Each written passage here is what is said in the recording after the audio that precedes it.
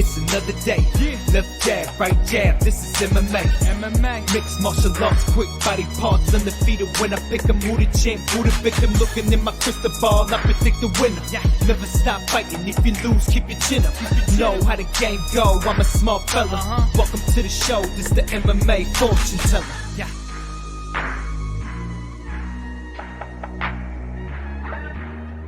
The MMA fortune teller. The teller.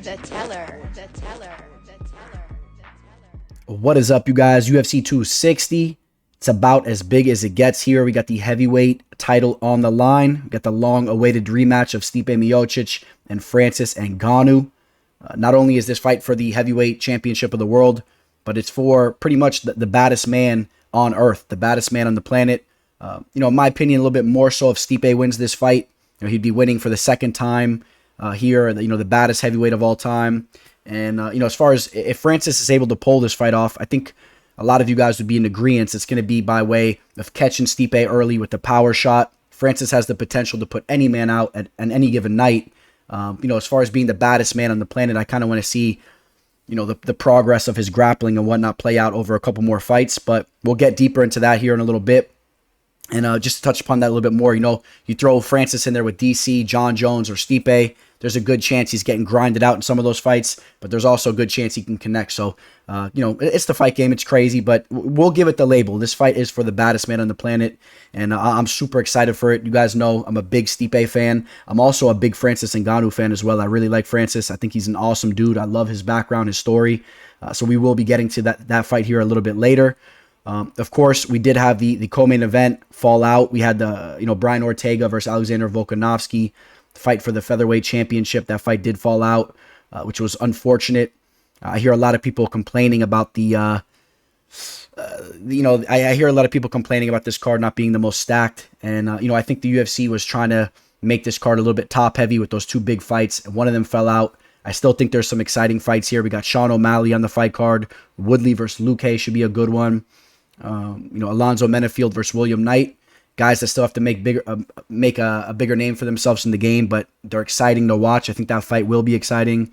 The Khama Worthies, those types of guys are on the card. So yeah, the beginning it's a little rough, but let's bear through this card and we have a hell of a fight waiting at the end of it. So it'll be exciting. As far as betting goes, there's definitely some opportunities here. So that's what this channel is about. So I'll try to shed some light, even if it's not the biggest name fight. I think there's some potential to make some money early on this card as well. And you guys know you can reach out to me through MMAfortuneteller@gmail.com.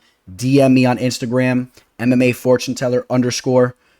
And you can also reach out to me on Twitter, the MMA Teller.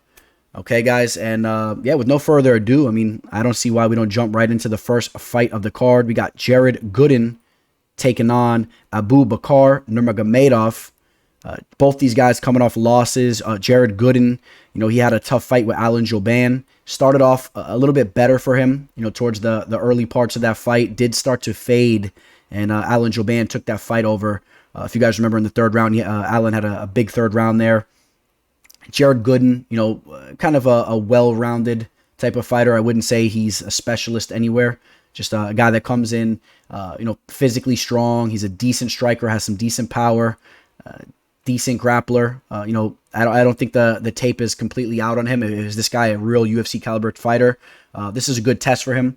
And Nurmagomedov, of course, he has the last name, so he's coming in as a favorite regardless, even if he was just subbed, by David Zawada by way of triangle choke, which is a submission that is hardly seen. I don't know if you guys realize that. That's a submission that we don't see that much these days. So, he really dropped the ball there. He came into that fight as a big favorite, got snagged up early, and that's not the first time that's happened in his career. He's also been subbed. You see this subbed here by Pavel Kush. So some of those European fighters are snagging him up with some submissions. I don't necessarily think that Jared Gooden is going to go out there and do that, but nevertheless, you got to have a little bit of caution with a guy like Abubakar. from what we've seen from him. But Jared Gooden, I think he's more so going to be trying to keep this fight standing and try to land some power shots here and try to sway this fight his way.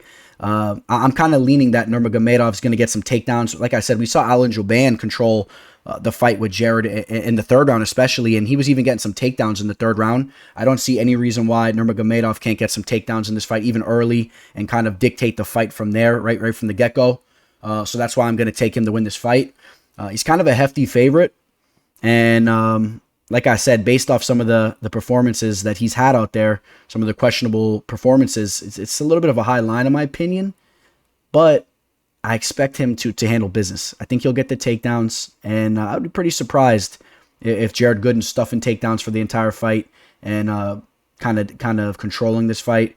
Maybe Jared does connect early. Maybe he hits him with the power shot and puts him on his rocker, and that changes the pace of the fight. But overall, we're going to go with Abubakar Nurmagomedov to win the fight. I think he should be right around minus 200, so maybe not too far off. And pay attention to the grappling. You know, he's definitely gonna have to get some takedowns, in my opinion. And from there, he can take this fight over. Up next, we got Gillian Robertson taking on Miranda Maverick.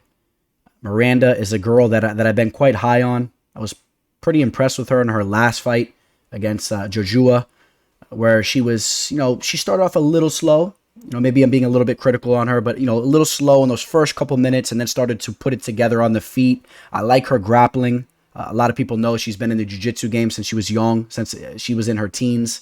She's been over there, in the grappling game as well. She's 23 now, still very young in the game. And so is Gillian Robertson. You guys know I've been saying that for some time about Gillian. I've expected to see a lot of growth in her game as she starts to mature. But, there does come a time where you got to start really stringing it together. Now you're about to be 26. As I keep putting these videos out, she's getting older and older. Coming off a loss against Talia Santos. I do think Talia Santos is a very good fighter. So not so much shame in that loss, but again, didn't really show up there. Took out Poliana Botello. That was a big win. And Courtney Casey as well, where she was able to really, really show her ground game. I do think, in the right matchup, I think Gillian can really exploit some of those girls that don't have the good takedown defense and good grappling abilities. I still want to see more from her as far as the striking goes, though. Sometimes she's a little bit inactive, and she's just not as accurate and powerful as you would want to see her in there, especially as she starts to fight some of these top chicks. Miranda Maverick is a girl that's really ferocious on the feet. I really like the way that her stand-up game is coming around. Was handling business over on the Invicta scene for quite some time, has now came over to the UFC and has been handling business. Like I said, coming off that win against Liana Joshua, took out Pearl Gonzalez back in Invicta, and like I said, handling business over on the Invicta scene. So winning a good amount of fights in a row here. I do think that Gillian Robertson's a good test for her. We'll really see where Miranda is. But stylistically, I think that Miranda will be the better striker here. And I think that Miranda is a girl that can hold her own as far as the grappling goes. I talked about how long she's been in the grappling game. She's a very strong girl, good takedown defense. She knows what she's doing as far as the BJJ skills go. So I don't expect Gillian to really exploit her there. So a couple things pointing her way here. And that's why I am gonna edge her to win this fight. And I like her here. This is a girl that has a lot of potential. We'll see how her career progresses, but this is a major step here. Gillian Robertson, a girl that's been training over with the American Top Team, a lot of those types of that whole affiliation. I think she's at American Top Team Stewart or something. It's a northern part of. It's a little bit north of the Coconut Creek American Top Team, but I'm sure she's bouncing in and out of both those gyms, and she's affiliated with a lot of top level talent. I know there's some big coaches that have put a lot of time into her. And the book is not out on her up until this point as well. But you want to see her bounce back with the victory after losing that last fight. You don't want to see her, have two losses in a row there. But again, I'm taking Maverick here. I think Maverick will be the better striker. Think she'll be able to keep this fight on the feet, where she will edge out the fight there. And man, she's a physically strong girl, man. Very stout, very strong. She's going to have a 2-inch height disadvantage, but a 2-inch reach advantage as well. So she has an interesting frame and a girl that has a lot of potential. The winner of this fight will be riding high. And both these girls, like I said, have a lot of potential. I'm interested in that fight. I'll be tuned in, and I'll be excited to watch that one take place. In the next fight, we got Shane Young taking on Omar Morales. Both of these guys coming off disappointing losses. As far as I'm concerned, the Omar Morales fight was a little bit more of a disappointing loss because I did have an official play on him there against Giga Shikazi. I've been very high on Omar Morales, since ever since Dana White's Contender Series. I saw what this guy brought to the table against Harvey Park, finished him there in that fight, and since then, had 2 victories in the UFC. Took out Gabriel Benitez and took out Dong Hyun Ma. But then in the Giga fight, I have to say I was very surprised to see how hesitant Omar was on the feet, and seemed like Giga got in his head early and was really just showing him up in there. In my opinion, Omar really wasn't in that fight, and that was pretty surprising to say the least. I am high on Giga as well, but still, that was a little bit of a red flag there. Shane Young is a guy that is a talented striker as well, training with City Kickboxing and all those boys. This is a guy, we've seen him when he puts it together. He has some skills in the feet. I'm not extremely high on him, but I do think he has some skills, and he can go in there. He could take anybody out in any given day. Maybe I shouldn't say take out anybody, but he can take out a guy like Omar if it was his night, if he lands the right shot at the right time. But I'm going to take Omar Morales here. I think that he's going to be motivated after this loss you see here against Giga. I think he'll be motivated. I think he went back to the drawing board, and I think he'll come back and he'll bounce back with the victory here. I like his stand-up. Like I said, a very crisp striker. I want to see him confident in there. I want to see him bring in the fight early. And I want him to have that killer instinct and go in there and take out a guy like Shane Young. I think he can do that. Shane Young coming off that loss to Ledovic Klein, that was an official play in mine on Klein. That guy Klein is the real deal. That guy is very talented. So, you can analyze that fight like that, knowing that Klein is a very talented fighter. Before that, check out Austin Arnett, Rolando Dai, lost to Alexander Volkanovski, the champion.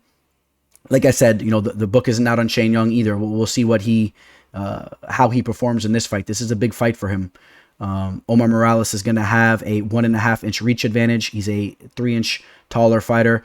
Omar Morales is 35 years old, but he did get into the game a little bit late. Doesn't have a lot of mileage on him. Only 11 professional fights. He comes in great shape usually. Looks to be in great shape. I wouldn't say he slowed down too much in the Giga fight, but cardio's good. I'm not going to critique him too much there. So this is a good fight. I like Omar Morales here. Omar right now, we take a look at the live line. Omar Morales is right around let's see if I could even pull it up. Yeah, they don't have it on MMA. They don't have it on Best Fight Odds at this moment. But let's see here. Am I missing it? Maybe I'm a little out of it, but no, I don't see it. Anyways, I was able to pull it up on a different website earlier. I think I have it right below me probably as I speak right now. But I believe he was right around a -185, if I remember correctly, right around that range.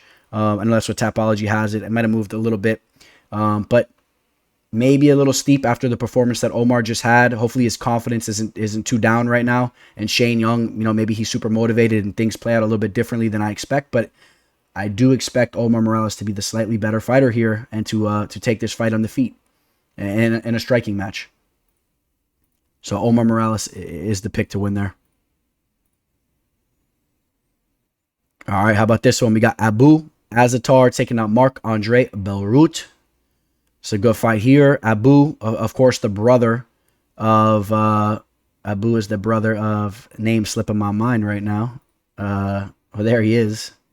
The heck is his name, man? Name slipping my mind. Anyways, you guys know the deal with him. Ottman Azaitar. And Ottman was a guy, there was a lot of controversy with him right now. Obviously, that whole situation where they were sneaking something in with the bag. There's something going on with these guys, in my opinion. Maybe it's, performance-enhancing drugs. Maybe there's something going on. I don't know. I don't want to speculate too much, but something a little fishy there. And obviously, if your brother's doing something like that, as far as having guys sneak in with some bag, hopping over balconies and whatnot, I'm sure, his brother, who obviously they're very tight, they're in the fight game together, they're probably on a similar page. But whatever. I mean, that's only a benefit if you got money back in the guy and he's able to get away with it.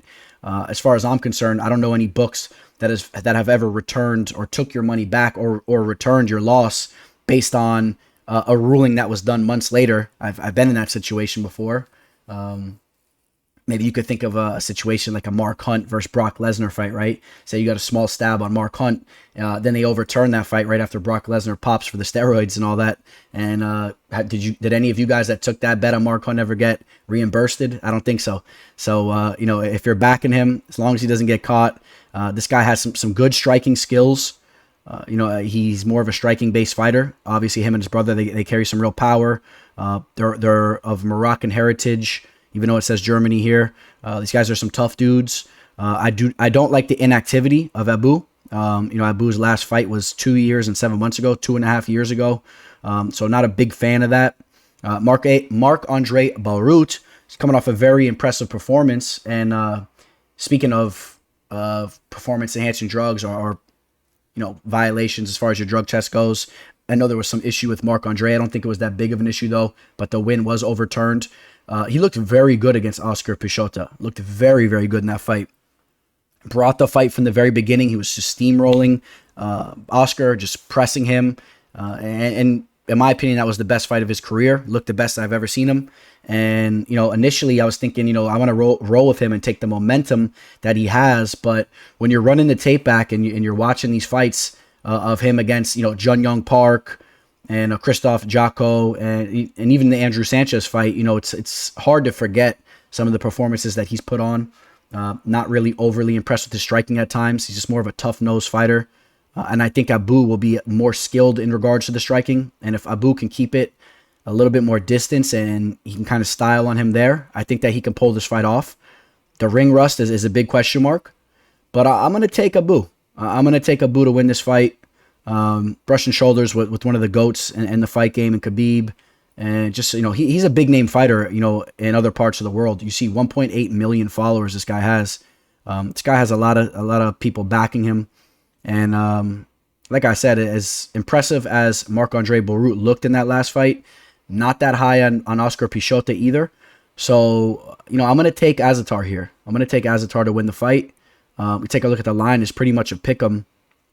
Last I looked, and actually slight edge right now for Marc-André Barriault, and I'm gonna take the dog in Abu. I think that he'll be the better striker here, and it's a close fight, but I'm gonna edge him to win the fight. He's got to be in good shape. He's got to be able to keep Marc-André off of him, you know, from controlling him against the cage and wearing him out, and it could be his fight there. But a very, very close fight.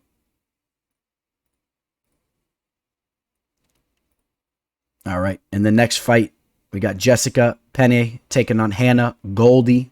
Hannah, now she's 24K, Goldy. And, you know, Hannah Goldy is a girl that we've had on the show. A really, really cool chick. Really, really down-to-earth person. I got nothing but respect for her. You know, she gave me the time to sit there and chat with her, and she was a real pleasure to speak with. If you remember her performance on Dana White's Contender Series, she looked really, really good in that fight. She showed to have a really, really nice body kick. She's a girl that comes in phenomenal shape as far as physical strength and cardio and whatnot. You know, does carry a little bit, maybe a little bit extra muscle than maybe you would want, but you know, does carry some good power in her kicks. Needs to work on her boxing a lot more, in my opinion. I want to see her sharpen her boxing game up. I want to see her hands be a little bit more fluid, and I know she's working on that. So, you know, a lot of big things to come from her. That's her boyfriend there. If you guys follow her on Instagram, you always see them piling around, putting out funny content and whatnot. She has a cool son, too. She's always posting her son, Odin. And cool people, man. Really good people. And you see her there with Gillian Robertson as well. We talked about her earlier. So, you know, teaming up with some good talent there. And now Jessica Penne. Jessica Penne is a girl, a lot of you guys are probably familiar with her from way back in the day. Hasn't fought in almost 4 years. Was a girl that fought Joanna Jędrzejczyk back in the day, got pieced up. And, was just a girl that was an old school fighter, in my opinion. She's now 38 years old. I think this is a good fight for Hannah. And I'm taking Hannah to win this fight. Does have a significant reach disadvantage, but I think she'll be the younger, fresher fighter who's going to start to be putting it together here. And I'm going to edge her to win the fight. She is, we take a look at the live line right now. Hannah Goldy is basically a pick 'em, but a very, very slight favorite. I like Goldy here. And, yeah, I'm going to take Hannah Goldy to win the fight. And I'll be rooting for her, man. Really cool chick. I want to see her start to put things together and, you know, make a push here in the division. So I'll be watching that fight for sure. And, again, if you guys want to see a cool interview, check it out. I forget what episode of MMA Live Discussion it is, but really cool chick. It was a while back.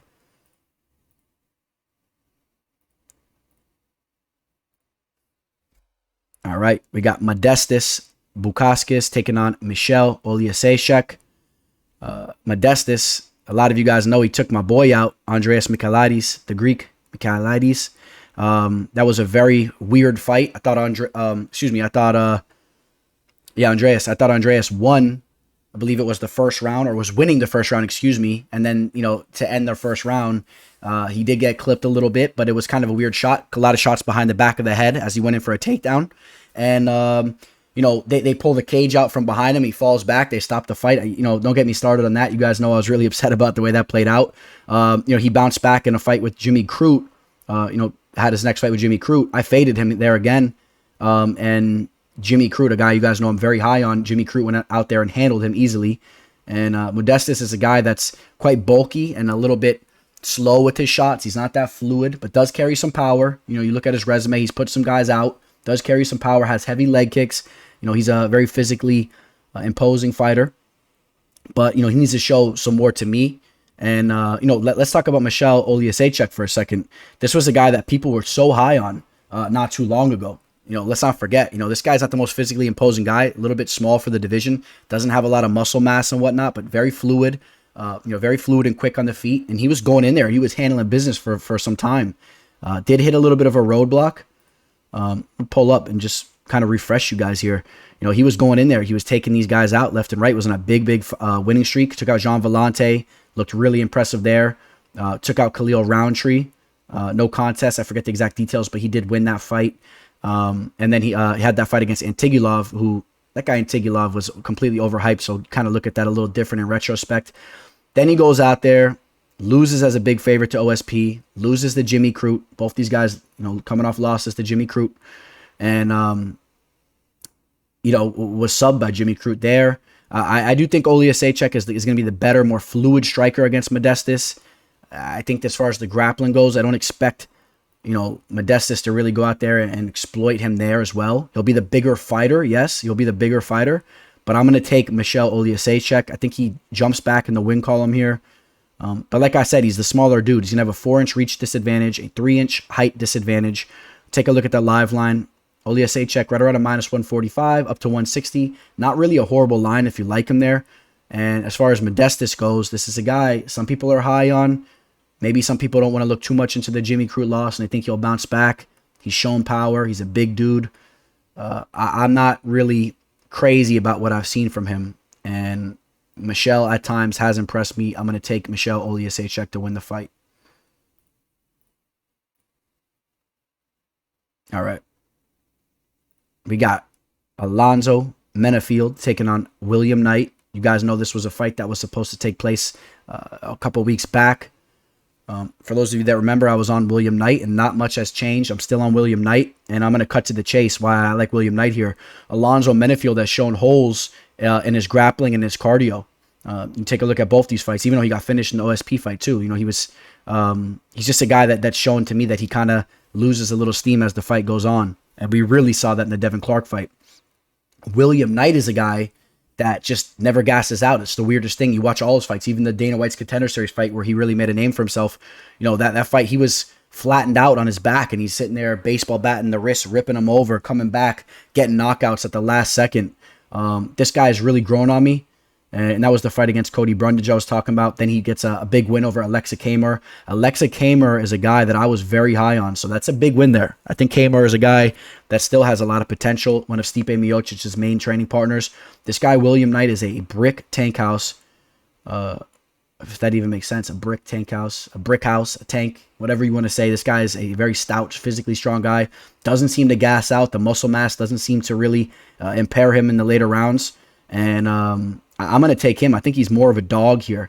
And when I say a dog, I'm talking about the heart, the spirit. I think this guy's more of a dog. He ain't going to give up. Where Alonzo Menifield, if he doesn't get that early knockout, I think we'll start to see him resting against the cage. We'll see William Knight pressing on him. William Knight's wrestling and grappling is really coming around for a guy that's not really polished there from a young age. I like William Knight here. I think William Knight's gonna show up and take this fight here. And as far as the line goes, it's pretty much a pick'em. It's pretty much identical in every book across the board. And I like William Knight there. But keep in mind that Alonzo Menifield does have some serious power. I'm sure he's motivated, and he has some striking skills, and he can connect on anybody, and put them out if he does connect. So, we've seen William Knight knocked out as well. This is the light heavyweight division. It's no joke up there, and the fight game is crazy, but I like William Knight.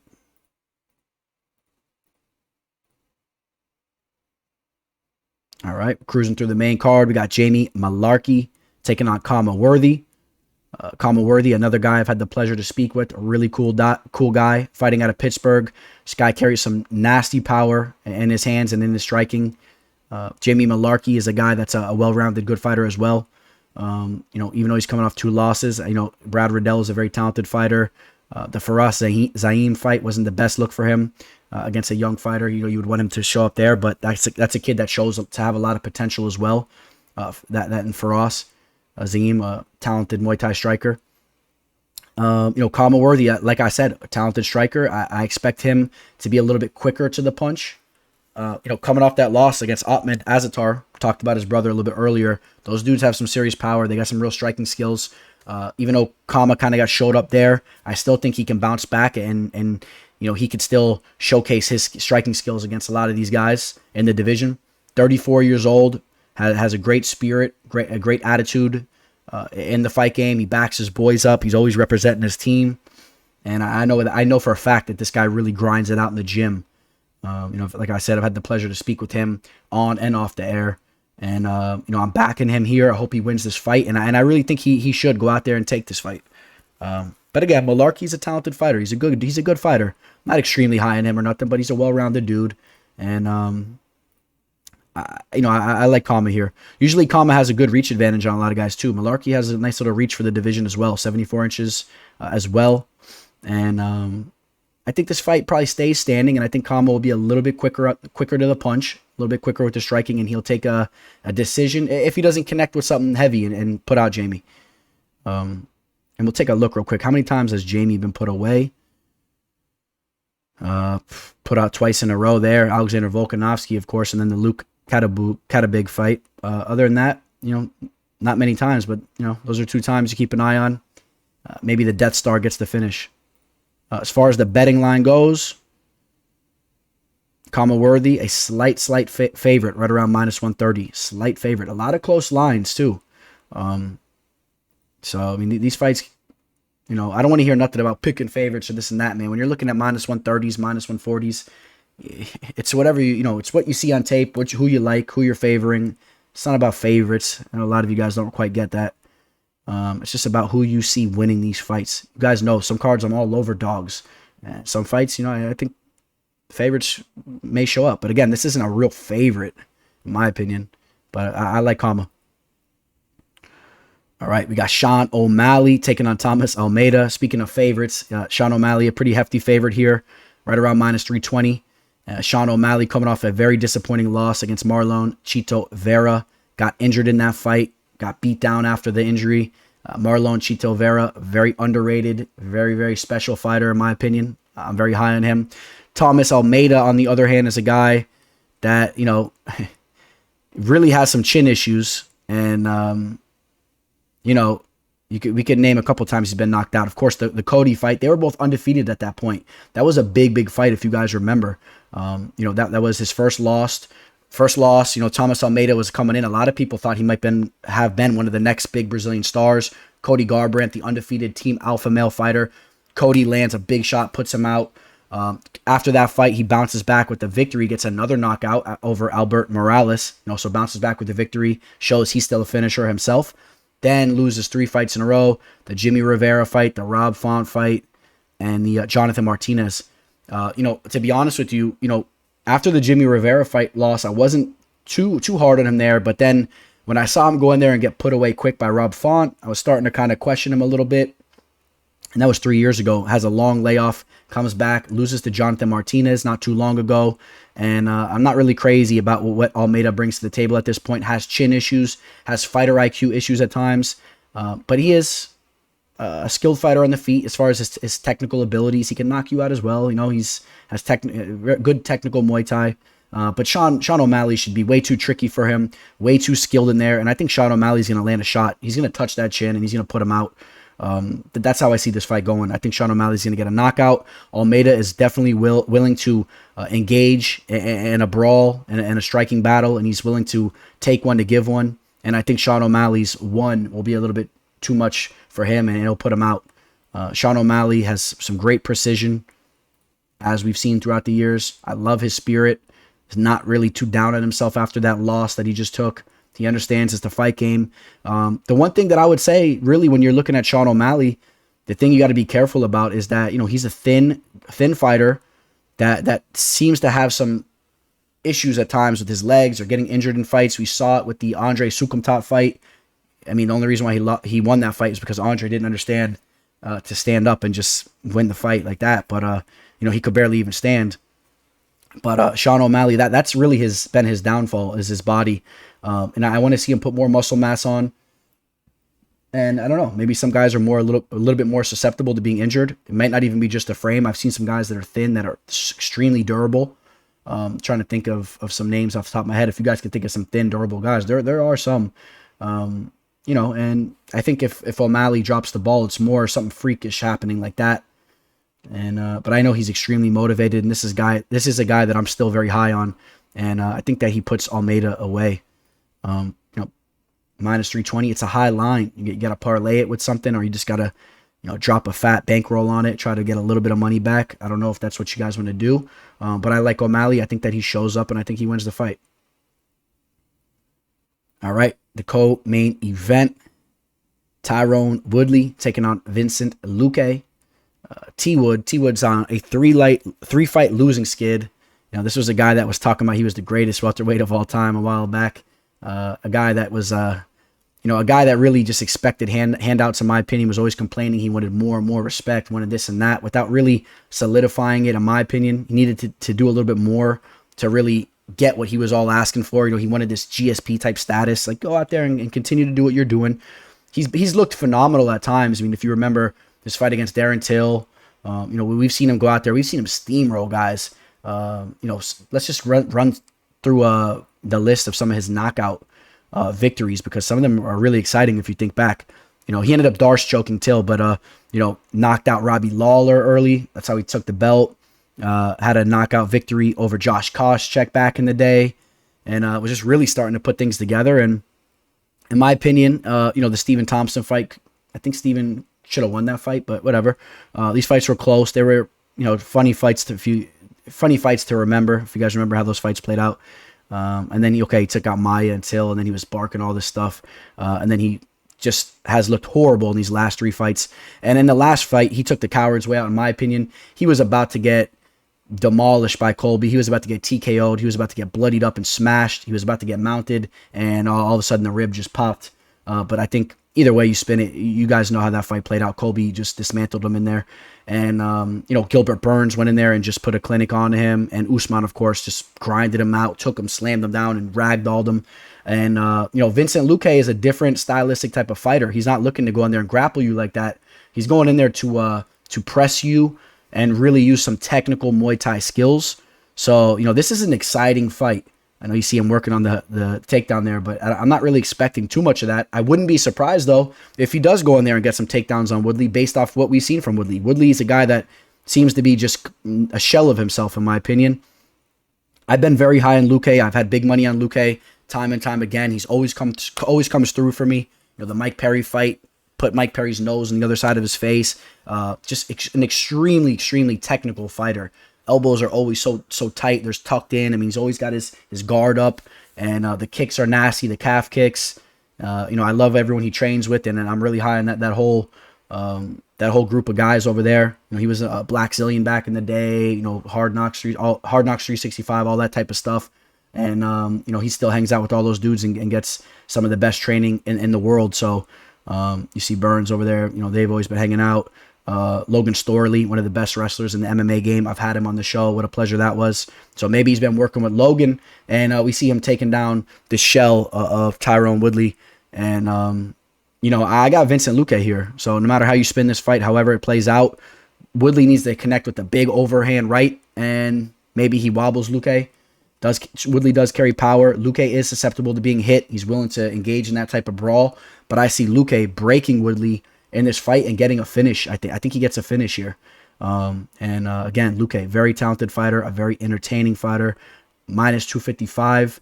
You know, Luque at times, like I said, gives his fighters opportunities, but he handles business. The line, maybe I'd like it a little bit more around minus 200, but Luque should show up. All right, here we go. The main event of the card. One of the most exciting fights of the year, and in some time, in my opinion, one of the long-awaited rematches happens. Stipe Miocic versus Francis Ngannou.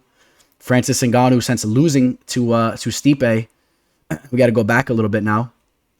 Since losing to Stipe, had that horrible fight against Derek Lewis, where he just was a shell of himself. If you guys watched the countdown, he talked about that a little bit. But then, since then, has bounced back and got his killer instinct back. You know, took out Curtis Blades, took out Cain Velasquez, took out Junior Dos Santos, took out Jairzinho Rosenstruck within seconds. Francis Ngannou's power is unmatched, in my opinion. Something to keep an eye on, though, man. Francis Ngannou, in my opinion, a lot of people don't realize, yes, he carries this crazy power, but he's not that technical with his boxing. You know, he really is wild with his punches, and that's why in the last fight, you were able to see Stipe really outclass him on the feet as well. People only want to talk about the grappling, but Stipe was the one landing the big shots. You'll see that one little highlight reel of Francis tagging him that one time and you know, gave him a little knot in the eye, but Francis did not land that many punches.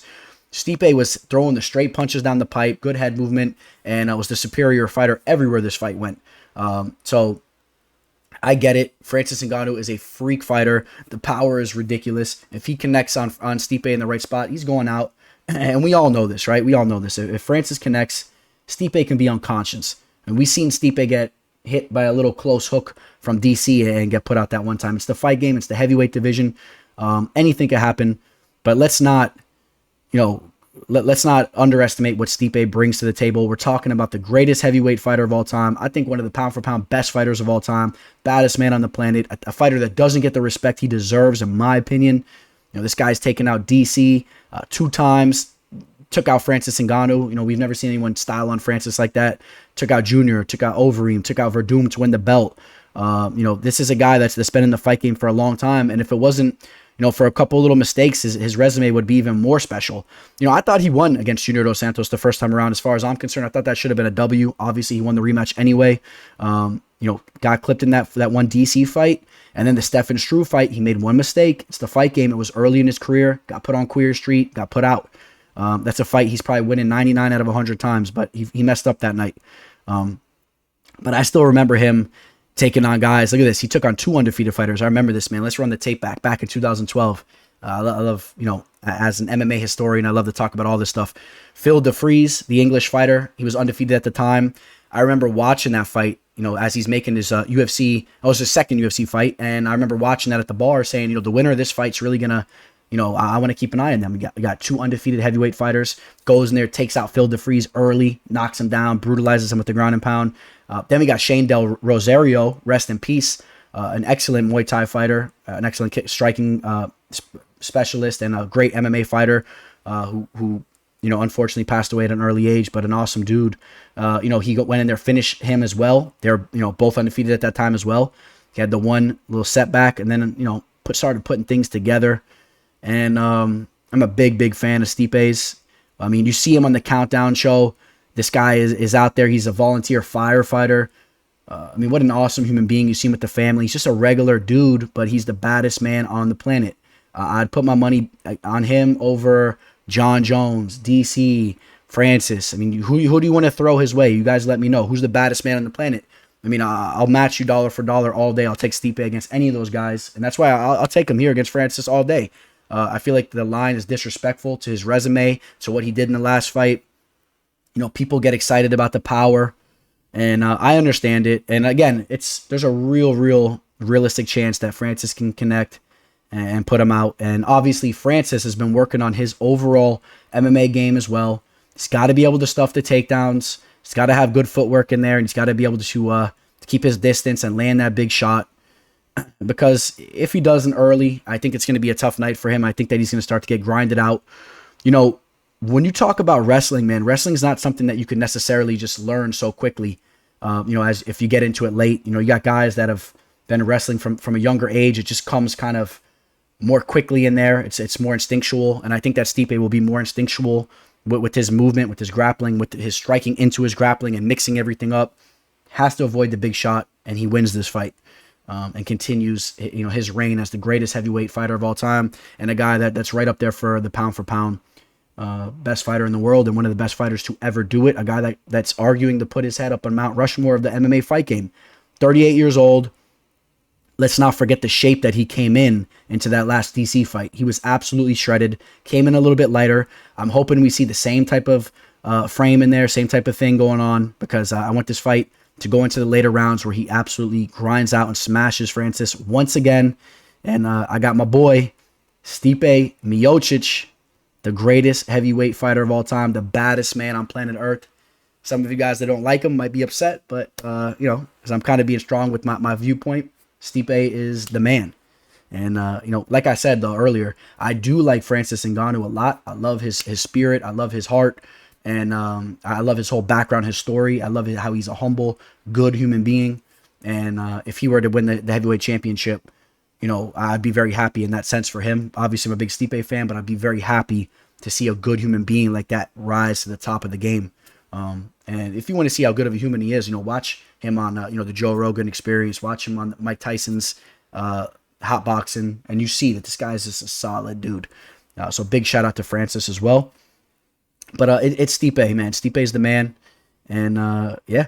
So that's the full card breakdown here. Reach out to me, MMAfortuneteller@gmail.com. Instagram, MMAfortuneteller_. Reach out to me. If you guys are interested in my pricing for my picks, this is going to be a big night here for me. And MMA Live Discussion is on a brief hiatus. You know, we had a couple episodes now in a row. We're doing a little break now. We'll get things moving again. New studio is on the horizon eventually as well. And right now it's about making money this weekend. So reach out to me if you guys are interested. And what else? You guys all have a great week, a healthy week. And I hope everyone's living the good life, you know, and enjoying themselves. And on that note, signing out, the teller. The MMA fortune teller. The teller.